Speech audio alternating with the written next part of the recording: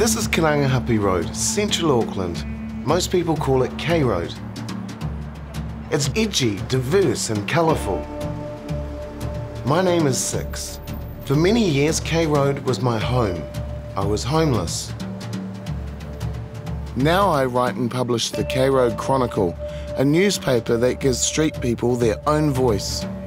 This is my round. I know it and I love it. But now I want to venture out and hear stories from the homeless community who live beyond K Road. So this is the new abode? It is. So how long have you been here? 3 days, 2 days. Wow, brand new. So finally your own place? Yeah, no, it's real good. Yeah? I've never had a couch before. A couch. What's your path to this point been like? Extremely difficult. Jacques is a young trans man who has been homeless.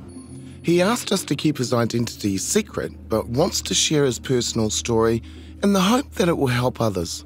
So here we are. Finally you've got your own place. What does that mean to you, to have a home? Like, having been homeless, never really felt safe or stable. Could never really be myself because I was constantly on edge, wondering where my next bed would be or where I was going to be the next day. And when you say homeless, you were sleeping on the street, you were sleeping in a tree. Where were you sleeping? I was couch surfing between friends and random places I could find on Facebook. Was that through the transgendered network or? Yeah. So I had a lot of trans people reach out on my Facebook post offering couches or places to stay. So you found the community really supported you? And just knowing that others had gone through similar things of being kicked out of home and not accepted, and they still made it. Jacques met other trans people at Rainbow Youth, a charity with a drop-in centre for queer young people in central Auckland. Rainbow Youth has been amazing. I can stop in there and just hang out with fellow queer people if I need to. The charity has support workers for gender-diverse youth. This was Lee's role when Jacques came looking for help. Jacques mentioned that it was really empowering for him to find his community. How important is it to be connected? Community takes people out of a lot of these feelings of isolation and shows them that it's really normal to be rainbow, queer, trans, whatever have you, and that there's so many other people who will be on your side and who can support you through these times and also really kind of foster that sense of pride. I don't know about you, but we're here and we're going to shake our booties. The Big Gay Out's definitely a good place. So I think that was the first place where I could openly wear my pride flag and dance around to music and cover myself in glitter and sing and dance and just be myself with others. And it is amazing.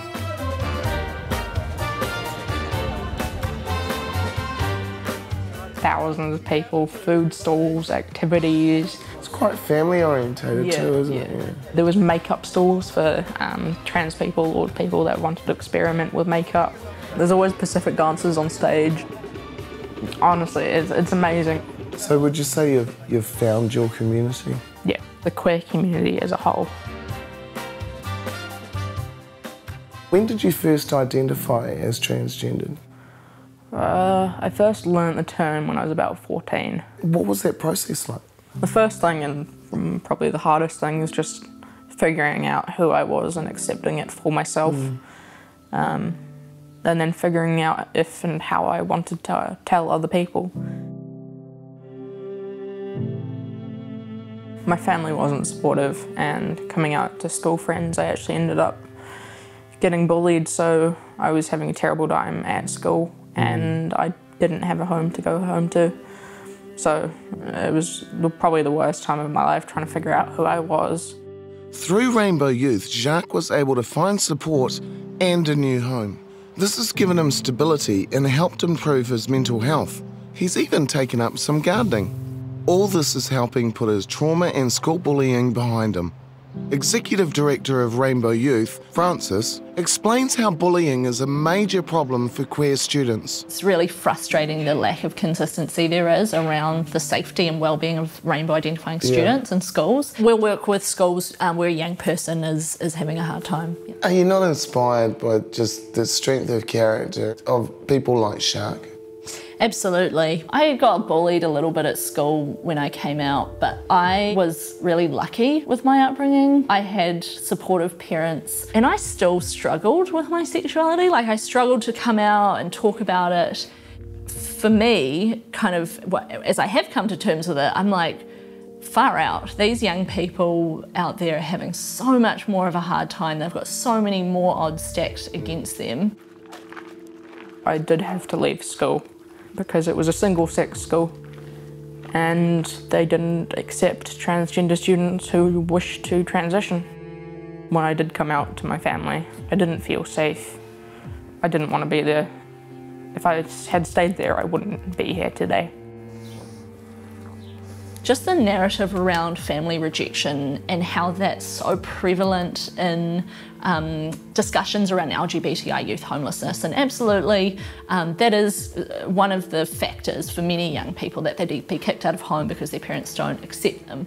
Rainbow young people experience discrimination across all parts of their lives. And so that includes in school, it includes trying to, gain employment, and then of course around housing.